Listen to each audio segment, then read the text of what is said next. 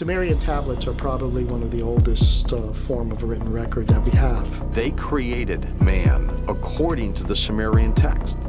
They created Adam and Eve. For thousands of years, humanity has wondered what waits beyond death. Now, researchers asked Grok AI to analyze a 4,000-year-old Sumerian tablet containing one of the oldest descriptions of the afterlife ever discovered. What we're looking at here is a Sumerian tablet that actually shows the tree of life, flanked by divine beings. You can see here the Anunnaki on each side. The response was unexpected. A dark underground realm, a strict system governing the dead, and a vision of the soul's journey that feels disturbingly different from what many believe today. And now I can turn it around and have a look at the writing that's been hiding underneath. So no one's seen that writing for 4,000 or 5,000 years? Yeah. The forbidden question. For as long as humans have been alive, we have been afraid of dying. That fear sits at the center of every religion ever built, every prayer ever spoken, every ritual ever performed over a body before it goes into the ground. Entire civilizations have been built around the hope that death leads somewhere good, or at least somewhere bearable. The major religions of the modern world all offer answers: heaven, hell, reincarnation, nirvana, peaceful return to something greater. The answers differ in their details, but they share a common shape: live the right way, and something good waits at the end. Those answers all came later, long before the Bible, long before Christianity or Islam, long before the Egyptian Book of the Dead. A civilization existed in the land between the Tigris and Euphrates rivers that had already worked out a detailed account of what happens to the soul after the body stops working. That civilization was Sumer, and the account they left behind is not comforting. When researchers fed the full body of available Sumerian afterlife texts into Grok AI and asked it to analyze what those texts actually describe, the response was specific, structured, and deeply unsettling. Grok did not produce vague generalities or spiritual philosophy.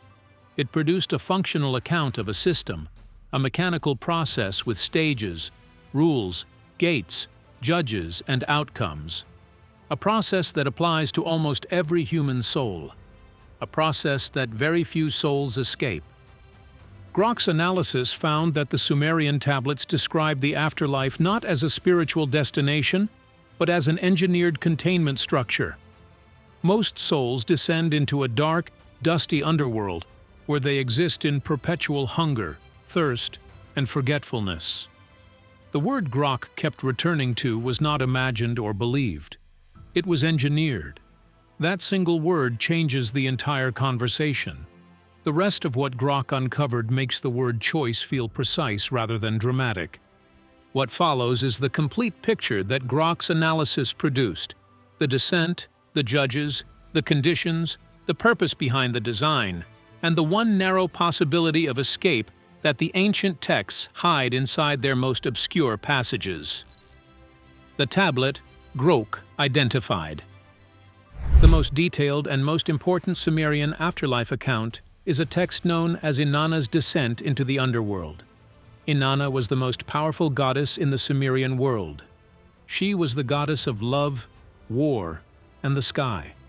She was worshipped across the ancient Near East under different names for thousands of years, and at some point in the Sumerian mythological record, she descended into the underworld. The text describing her descent is remarkable for several reasons. It is among the oldest written narratives in all of human history. It describes the underworld in specific physical and procedural detail that goes far beyond what one would expect from a symbolic or allegorical story. And it is consistent with a broader set of Sumerian texts that touch on the afterlife from different angles, hymns, lament poems, and clay tablets that describe the fate of specific individuals after death. Grok's analysis treated these texts not as mythology, but as documentation. The language of the tablets, stripped of later interpretive layers, describes a place with a specific structure, specific rules, specific officials, and specific consequences for arriving there. The descriptions are consistent across multiple independent sources written at different times and in different contexts. The Anunnaki, in the Sumerian texts, were the gods, the great divine beings who were present at the creation of humanity and who governed both the physical world and the spiritual realm. Their role in the afterlife system is not background detail. According to Grok's analysis, they are the architects of the entire process. The afterlife was not something that arose naturally from the spiritual structure of the universe. It was designed, built with a specific purpose in mind, and that purpose was control. Understanding what that control system looks like requires starting at the beginning, at the moment of death itself. That is where the process begins, and that is where it is most clearly revealed for what it is. The moment of death. The Sumerian texts describe the soul, called the gaidam, as something that separates from the body at the moment of death. The separation is not instantaneous or clean. The gaidam begins to detach as the body fails, and the process is accompanied by specific requirements that the living must fulfill if the dying person is to have any chance of moving through the underworld system with any protection at all. Mourning rituals mattered. Burial practices mattered. The living were required to perform specific ceremonies and maintain specific obligations to the newly dead. These were not empty social customs in the Sumerian framework. Failure to perform the proper rituals left the gaidam without the minimal protections they needed for what was coming. The underworld, called Kur or Irkalla in the Sumerian texts, was located beneath the earth. Getting there was not instantaneous. The soul had to travel there, and the travel itself was structured and deliberate. There was a river to cross, and a ferryman to carry the soul across. The ferryman did not operate out of goodwill. There were specific conditions for passage, and souls that arrived without the proper preparations could be stranded at the crossing with no way forward and no way back. The ferryman was only the beginning. The most striking structural feature of Grok's analysis was what came after the river, the 7 gates. The underworld was ringed by 7 gates, and every soul entering it had to pass through all 7. At each gate stood a guardian. At each gate, the soul was required to give something up. The account in the Inanna text makes this process vivid because it describes what happened to Inanna herself, the most powerful being in the Sumerian world, as she descended. At the first gate, she surrendered her crown. At the second, her staff. At the third, her necklace. At the fourth, her breastplate. At the fifth, her sacred ring. At the sixth, her measuring rod. At the 7th and final gate, her royal robe was taken, and she arrived in the underworld naked and completely without power. Grok's reading of this sequence was not symbolic, it was procedural. The 7 gates were a systematic stripping process. Every marker of identity, status, power, and earthly achievement was removed before the soul entered the underworld proper. The soul did not arrive as who it had been in life. It arrived as nothing. This was not accidental. This was the point. Grok's analysis identified the stripping process as the first stage of enforced submission, a deliberate disorientation designed to ensure that the soul entered the underworld in the weakest possible condition, with no leverage and no defense. For ordinary human souls, who had none of the power that Inanna possessed to begin with, the effect of the 7-gate stripping was total. They arrived in the underworld with nothing, no memory of power, no earthly identity, no protection of any kind, naked in every possible sense. And that was exactly the condition in which they were meant to face what came next. The judges. The underworld was not chaos. It had structure, hierarchy, and clear authority. At the center of that structure sat Ereshkigal, queen of the underworld, and around her sat 7 divine beings, known as the Anunnaki judges. These judges were not neutral arbiters seeking the full truth about each soul's life. Grok's analysis found that the judgment process operated according to a very specific set of criteria, and those criteria had very little to do with what most people would consider moral virtue. The judges examined each soul against two primary standards. First, had the soul been loyal to the gods? Had it performed the required rituals, maintained the proper observances, made the appropriate offerings? Second, had the soul lived in a way that kept it dependent on and submissive to divine authority? Kindness to others, courage in the face of hardship, love given to family and community, these did not register on the scale. The scale measured obedience and ritual compliance. Everything else was secondary. This is where Grok's analysis became most disturbing. Even by those standards, the judgment process did not produce meaningfully different outcomes for most souls. The system was not built to reward. It was built to process, and the processing sent almost everyone to the same destination. Grok's analysis identified the court of the Anunnaki judges not as a place of justice, but as a sorting mechanism. A farm, in the most clinical sense, not a place of punishment or reward, but a place of management. The souls passing through the judgment hall were not being evaluated for what they deserved. They were being confirmed for the destination that the system had already assigned to them. The small number of souls who received better treatment were those who had served the gods most completely, certain priests, certain kings, and specific individuals who had fulfilled the total requirements of divine service throughout their lives. This was a tiny fraction of the total. For the vast majority of human souls, the judgment process concluded the same way, regardless of how the soul had actually lived. The outcome was built into the design from the beginning. The judgment hall was the place where that outcome was made official. After the judgment came the assignment. And for most souls, the assignment was the worst possible outcome, not a specific punishment, but something harder to bear than punishment. A permanent default condition with no clear end and no clear path out. That default condition is what the texts describe in their most unsettling passages, and it is what Grok found most consistently documented across every Sumerian source it analyzed. Inside the underworld. The conditions of the Sumerian underworld are described across multiple tablets with a consistency that Grok found significant. Different texts written at different times describe the same place in the same terms. The agreement across sources suggests the description was not invented. It was recorded from something real. The underworld was dark, not dim or shadowy, completely without light. The souls who inhabited it moved through permanent darkness with no sun, no fire, and no source of illumination of any kind. This was not occasional darkness or night. It was the permanent condition of the entire realm. The food available to souls in the underworld was dust.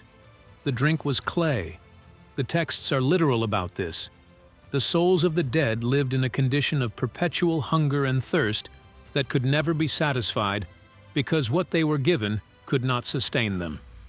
It was a form of endless starvation that did not result in death because the souls were already dead.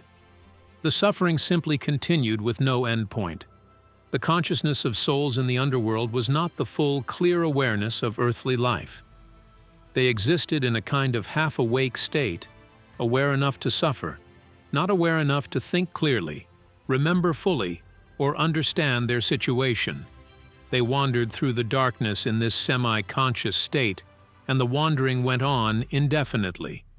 There was one additional feature built into the system that added a particular cruelty to the whole arrangement. The connection between the living and the dead was not completely severed. Souls in the underworld depended on the living, their descendants and surviving family members, to perform regular food offerings and rituals on their behalf. When the offerings came, the soul received some small degree of relief. When the offerings stopped, because family lines died out or because the living forgot the dead, the soul's condition deteriorated further. The forgotten dead suffered worst of all.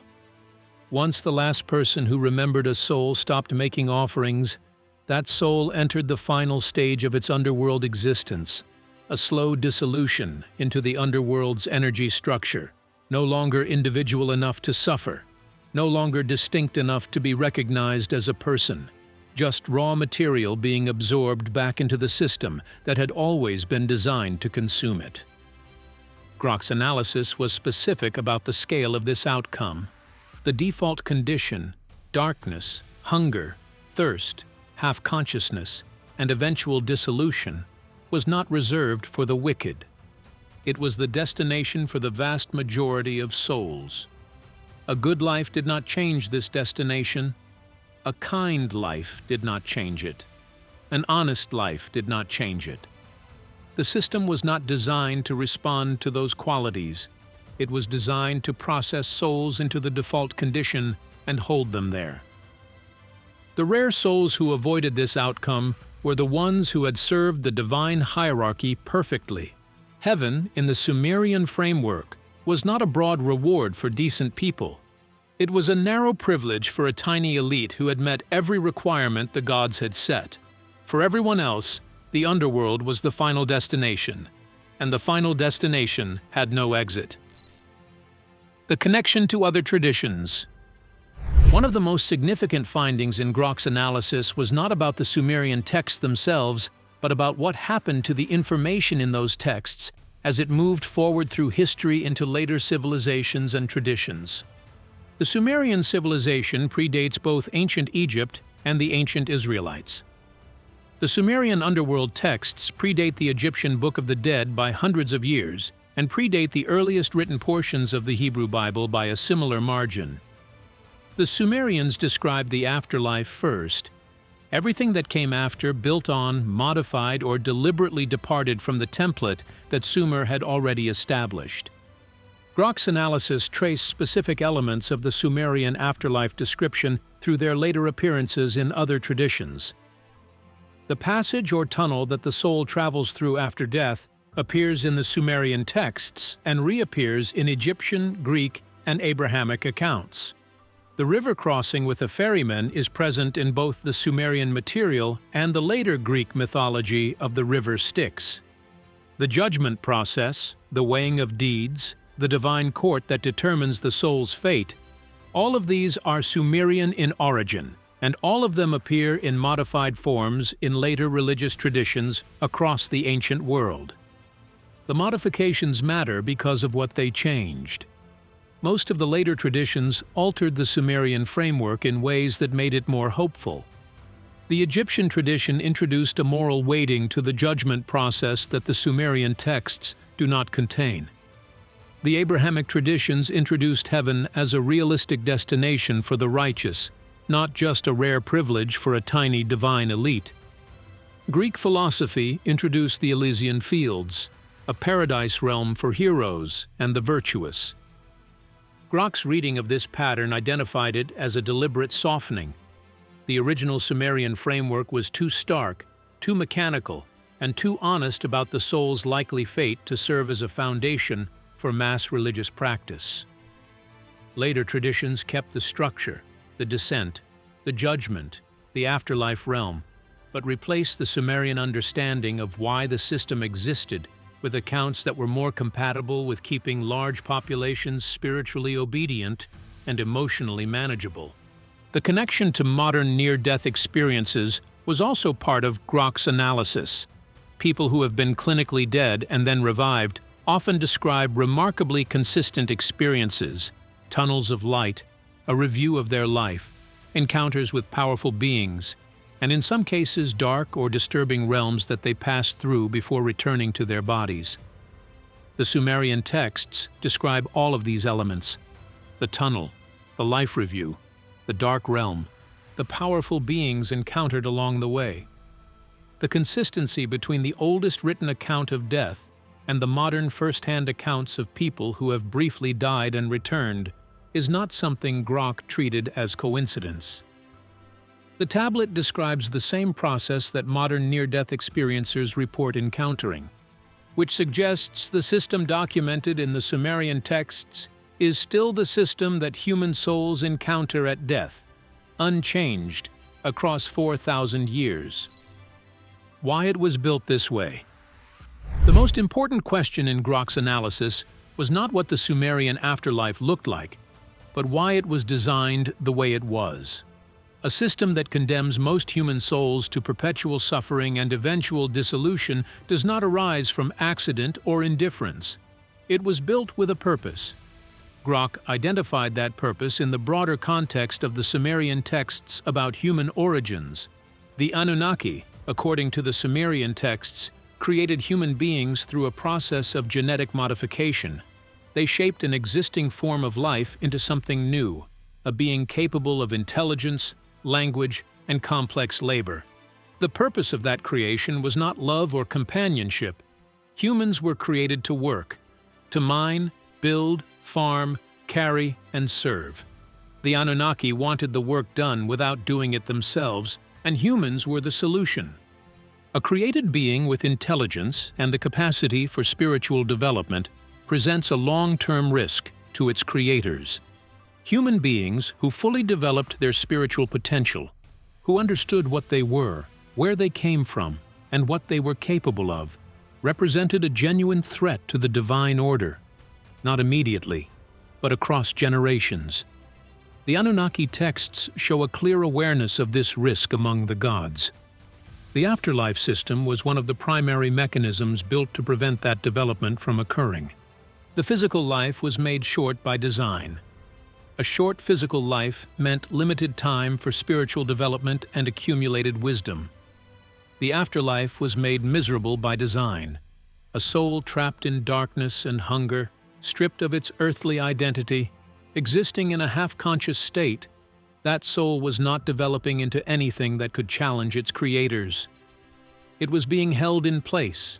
It was available to be used. The energy of trapped souls, according to Grok's reading of the most specific passages in the texts, fed back into the Anunnaki realm and sustained the divine system that had constructed the trap in the first place. Knowledge that could help souls break free of this system was deliberately withheld from the general population. Rituals that could provide real protection in the underworld were kept restricted to a small priestly class that reported directly to the divine hierarchy. The specific names and activation sequences that could theoretically allow a soul to bypass the standard judgment process were not written in accessible places. They were hidden in the most obscure passages of the most restricted texts, available only to the people the system trusted to keep the information from spreading. The system worked not because escape was impossible, but because almost no one knew to look for it. The people who possessed the knowledge were carefully managed to ensure it never became widely available. Ignorance was the primary mechanism of control, and it was maintained deliberately across generations. The trap was elegant. Most souls never even knew they were in one.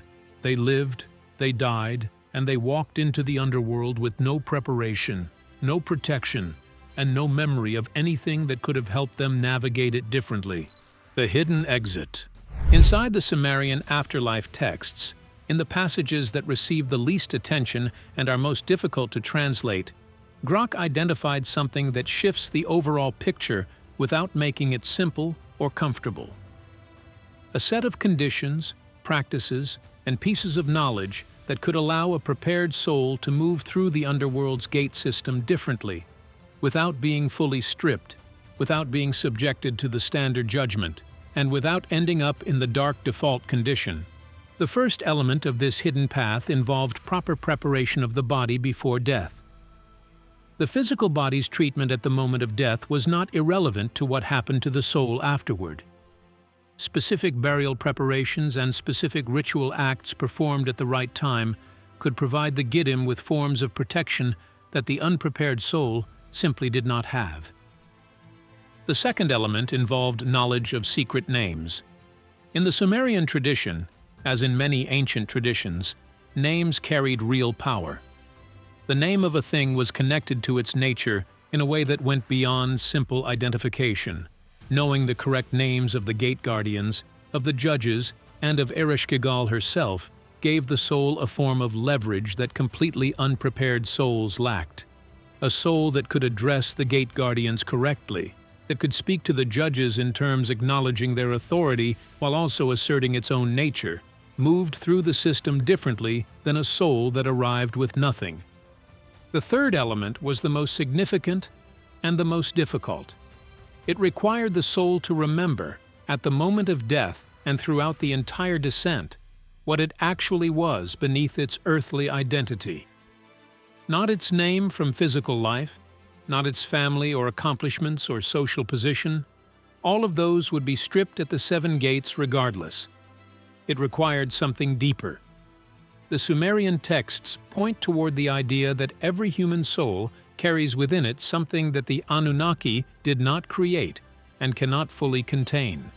A core that predates the genetic engineering and the constructed system of control. A real identity beneath the surface identity that the world assigns.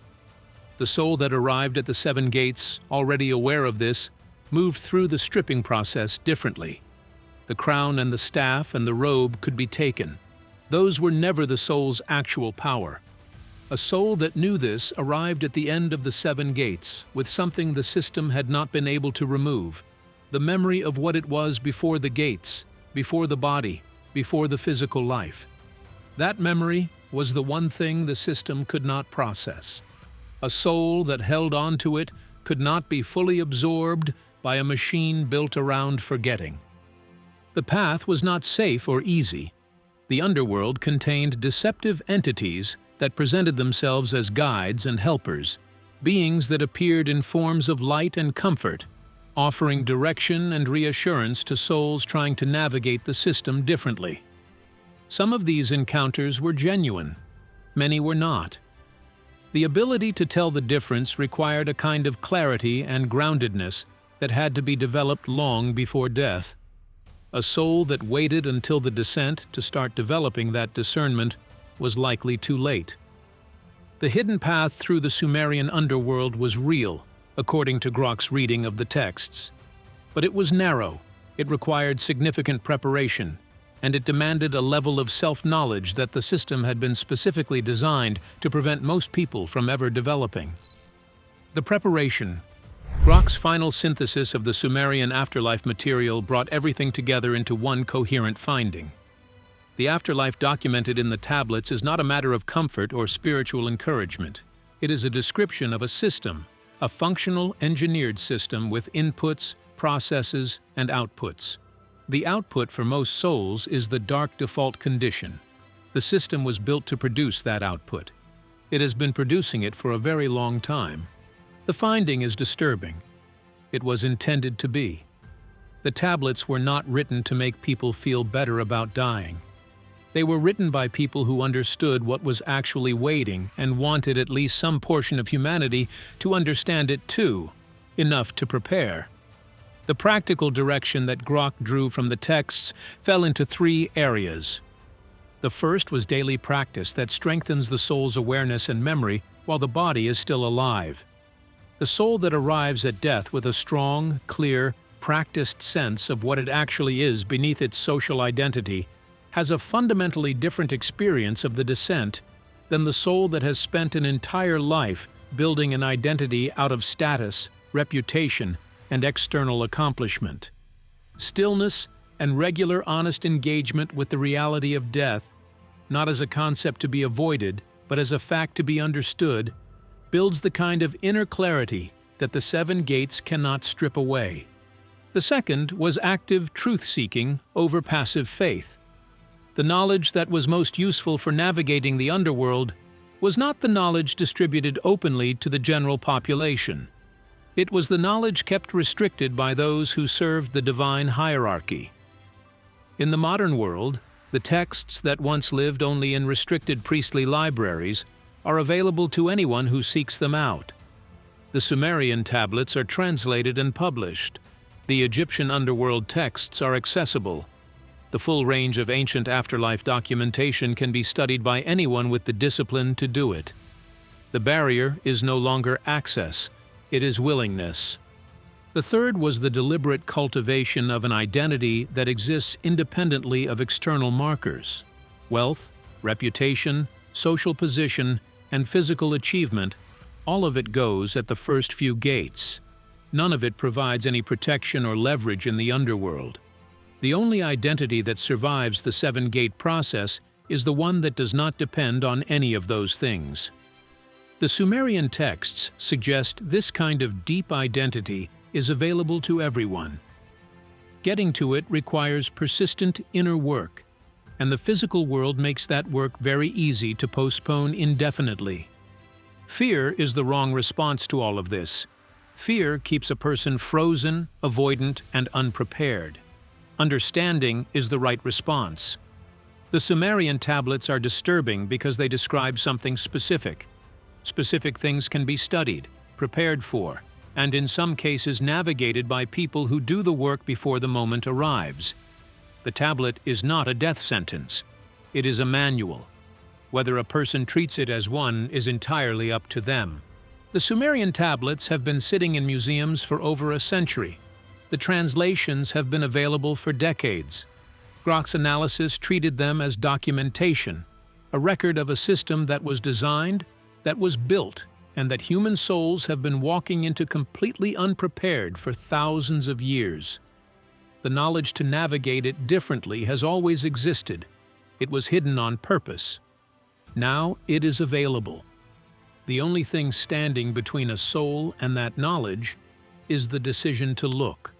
Subscribe, because the next tablet Grok analyzed describes who built the system and why they are still running it.